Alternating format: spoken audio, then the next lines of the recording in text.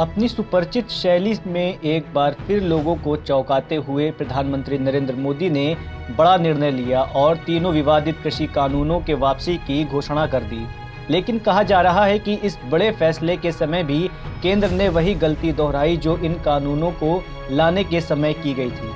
विवादित कृषि कानूनों को लाने के समय भी केंद्र सरकार ने संबंधित पक्षों से बातचीत करने और उनकी राय लेने की कोई कोशिश नहीं की थी और आज कानूनों को खत्म करने का ऐलान करते समय भी केंद्र ने किसी से कोई बातचीत नहीं की। इसे केंद्र की राजनीतिक शैली की बड़ी खामी के तौर पर देखा जा रहा है। प्रधानमंत्री की कानूनों को खत्म करने की घोषणा के बाद भी आंदोलन की समाप्ति पर असमंजस बरकरार है।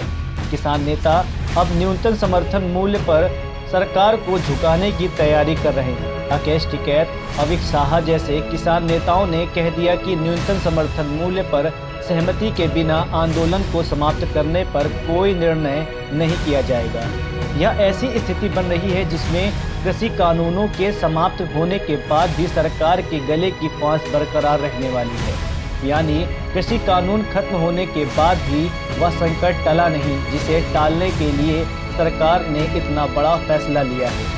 वहीं आपको बता दें कि उत्तर प्रदेश के पीलीभीत से बीजेपी के सांसद वरुण गांधी और मेघालय के राज्यपाल सतपाल मलिक लंबे समय से किसानों से बातचीत किए जाने की मांग कर रहे थे। इन नेताओं का कहना था कि केंद्र सरकार को किसानों के साथ बैठकर इस मसले का हल निकालना चाहिए। वरुण गांधी ने लगातार ट्वीट कर कहा कि ये किसान भी हमारे ही भाई बहन हैं और उन्हें अनंत काल के लिए सड़कों पर नहीं छोड़ा जा सकता। उन्होंने गन्ना और अन्य फसलों के न्यूनतम समर्थन मूल्य पर भी विचार करने की मांग की थी। वहीं यदि किसानों से सरकार बातचीत से इस मामले का हल निकालने की कोशिश करती तो कुछ कदम हम आगे बढ़े, कुछ कदम तुम आगे बढ़ो की नीति पर चलते हुए केवल कृषि कानूनों की समाप्ति पर ही किसानों को सहमत कराया जा सकता था। लेकिन केंद्र सरकार ने एक तरफा कानून खत्म करने का निर्णय लेकर उसमें सौदेबाजी का यह अवसर हाथ से गंवा दिया है। माना जा रहा है कि अचानक फैसले लेकर लोगों को चौंकाने वाली इस सोच का राजनीतिक नुकसान उठाना पड़ेगा।